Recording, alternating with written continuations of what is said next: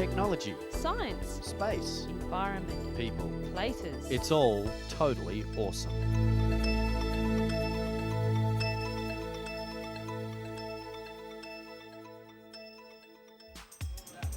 Welcome once again to Totally Awesome. On today's show, is it a man or a monkey? Whatever or whoever, it's sending the feeling of terror around a small town in India. The relationship art has with science. We'll take a look at a very unique exhibition that gives us a better understanding of both.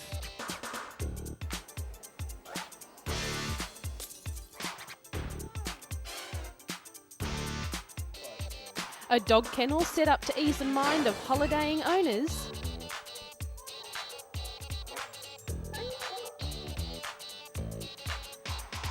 And the Russian motorbike that's turning heads around the world.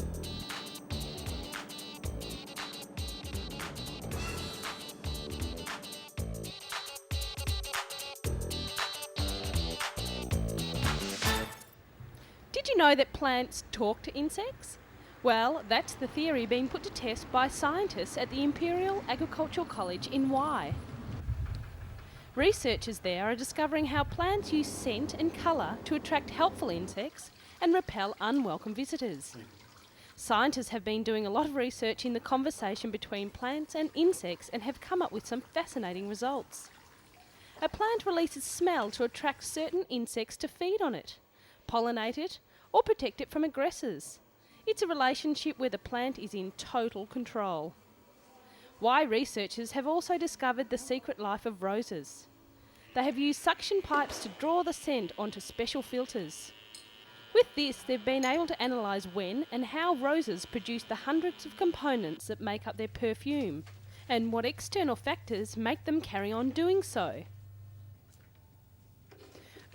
These cockroach enclosures have been partially sprayed with a natural plant repellent. If successful repellents can be found, they can be used in fragrant-smelling household products like floor cleaners.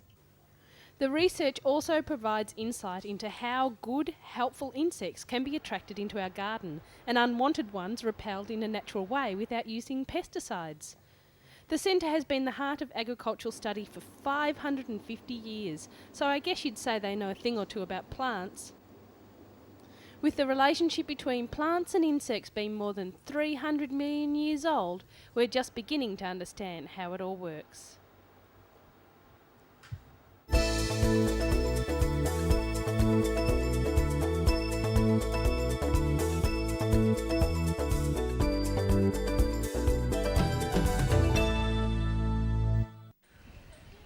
Police in India were on their toes recently when an estimated 65 reports were made about a mysterious attacker with a monkey's face and a human body. He was said to be scratching and biting victims in and around Delhi. Named the Monkey Man, this mysterious creature had the newspapers in a frenzy, with sketches of the mysterious attacker splashed all over the front page. Two identikit portraits put together with the help of the creature's victims suggested it was human.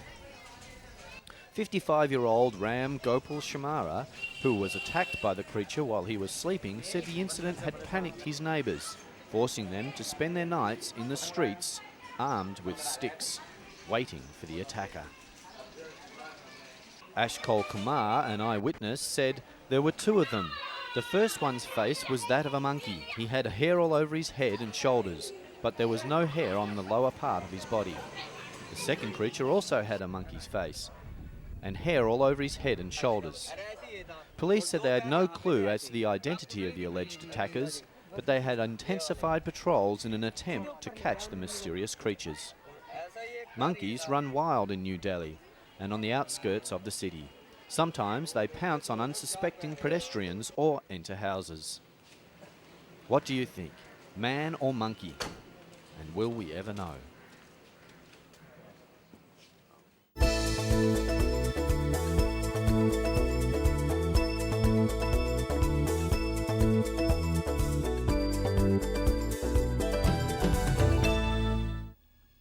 Is this a space ride over a Martian landscape? Not quite. Or dream pictures of another dimension? In a way, yes. It's images of an internal world. This is a computerised representation of the elements that form the Earth. It's an artistic way to show a science point of view in a real manner. This table of 109 known elements is familiar to students of chemistry. Transforming it into works of art is new.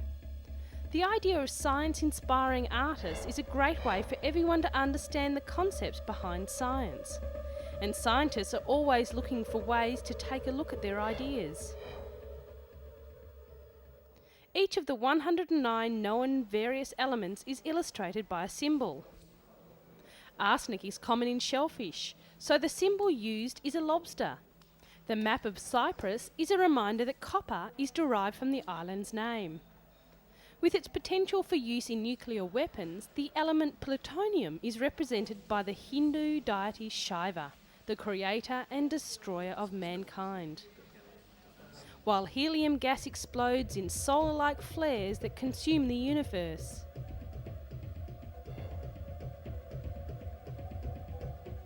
This is a three-dimensional computer animation of the elements. Here it shows the use of a neon gas in modern strip lighting. This grey metal is called cerium. It's used in flint for pocket lighters. As art, it is represented as a giant asteroid spinning through space. Magnesium is the element of all living things, and in this artwork it appears as a leafy green portrait.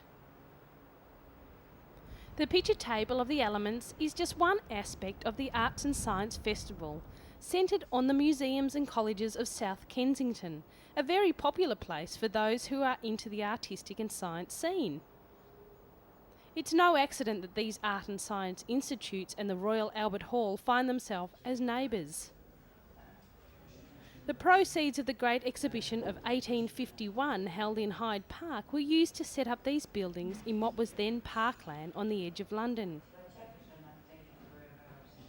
It is an appropriate setting then for the Creating Sparks Festival, which examines the many-faceted relationships between art and science. Immortality, creation, evolution, the stuff of artistic as well as scientific research, and the inspiration for these works by sculptor John Robinson. As part of the festival, a collection of these clean-lined sculptures are on show at the Royal Geographic Society, next to the Royal Albert Hall. The festival is hoping to break new ground in understanding artistic and scientific creativity. The heart of the festival is the annual week-long meeting of the British Association for the Advancement of Science. Ooh, what a mouthful. A showcase of research in all areas of science which each year bases itself at a different British university. This year it's the turn of the Imperial College of Science, Technology and Medicine. Scientists have the opportunity to tell the public how far they've gotten with their pet research project. A team from Imperial College is on the verge of developing a way to stop asthma attacks without the need for regular steroid inhalers. In asthma, white cells invade the lungs, causing shortness of breath and wheezing. The Imperial College team has found a way of blocking the lung receptors to prevent the accumulation of white cells. Keep going. Breathe all the way in. Suck in. Another project looks at insects, the world's best flyers. They've perfected their hovering and manoeuvring abilities over 300 million years. Mimicking this ability with engineering is a tall order, to say the least, but researchers are working hard on developing 6-inch flying robots that can manoeuvre slowly and silently inside buildings. A camera-equipped hovering robot could be used in dangerous situations, like searching for survivors of earthquakes. The idea is to make one that can fly through gaps in fallen masonry, locate survivors and plan safer removal of rubble to free them. That area up there where you said you were, you're not getting anybody answering back to you. What are you calling? The Royal Albert Hall, used more for symphony orchestras than circuses, and has rarely seen anything like this. For one special day, it was transformed to stage an event designed to spark scientific curiosity in school children.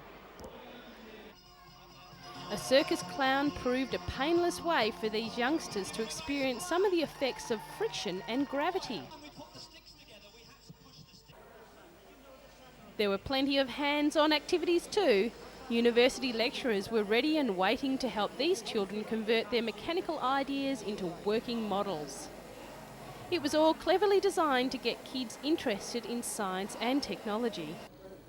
With the accent on virtual reality, there's a danger that model building is a skill that's been forgotten. Mixing fun with learning is the motto of the day. And working in the real world, how can sport and fitness be left out? Reaction times, heart rates, science has a role in all aspects of training and testing. Science or art, for these children it's just learning with a whole lot of fun thrown in.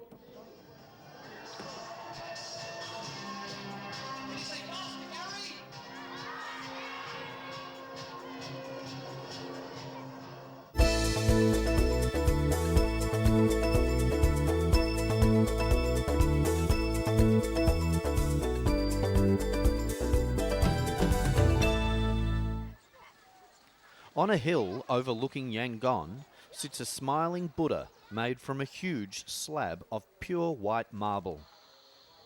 It's the biggest marble Buddha image in the world, according to the government of Myanmar. It has been nearly a year since an elderly Burmese sculptor stumbled across the huge slab of flawless marble north of Mandalay. And after months of planning, sculpting, transporting and praying, a majestic white marble Buddha now sits on a hill in the nation's capital.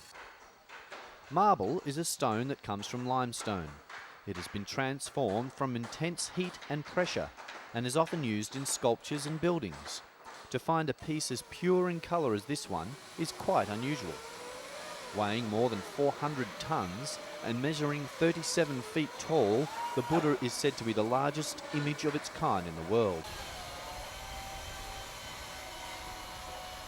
It was a huge task to move the marble, with a specially crafted barge required, because the stone was too heavy for the road. Along with the special barge, 2 temporary railroads were built to transport the massive slab. More than 100,000 locals turned out to witness the moving of the Buddha statue. The barge stopped at townships along the way so that people outside of Yangon got their chance to pay respects. It is hoped that the Buddha will bring happiness and protect from danger. The government plans to open the Buddha site once work is complete on the massive temple surrounding it.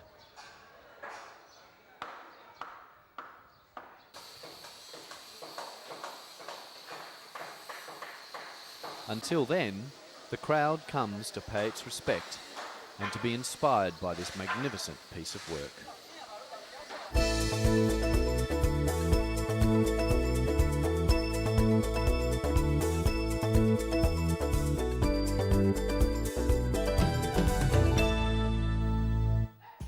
If you have a pet, you may know that leaving it behind in kennels while you're on holiday can be a stressful experience for both you and your pet. You may worry about whether your pet is eating, sleeping and being cared for properly, or just whether or not they're getting enough pats. Paul Bliss is the owner of Gay Dog Boarding Kennels and believes he has come up with a solution to the problem. By installing a web camera in his kennels, Paul is able to upload pictures of his canine guests over the internet, so people can see how their pets are coping, for a minimal charge, naturally.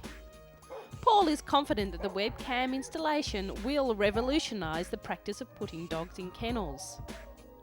The customer reaction has been very positive and has boosted his business significantly. It allows existing customers to see their animals and potential customers to see how the kennels operate. Paul says it's been good for business, attracting new customers from 40 or 50 kilometres away. The webcam pictures are updated every 10 minutes and are loaded directly onto the internet. Now you can make sure Rover is having as good a holiday as you are.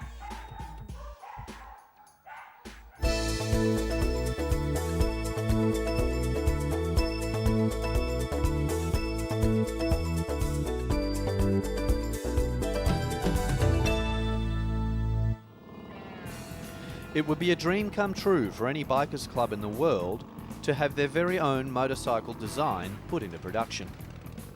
For the Night Wolves of Russia, that dream has now become a reality.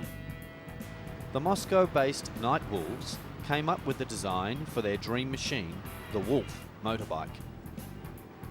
The bike is the brainchild of Night Wolves leader, the Surgeon. Russia should have its own Russian bike, with its own legend, with its own name, he said. He also said the Wolf motorbike is special because it feels unique. When you're riding a Japanese bike, for example, you're one of many. But when you're riding Wolf, especially if it's tuned by our Wolf engineers, then even people who don't know much about bikes will turn their head and stare. The custom-made bike not only gives the Russian image a boost, it also looks cool and would really give your mother a shock when you brought it home. Speaking of mothers, these boys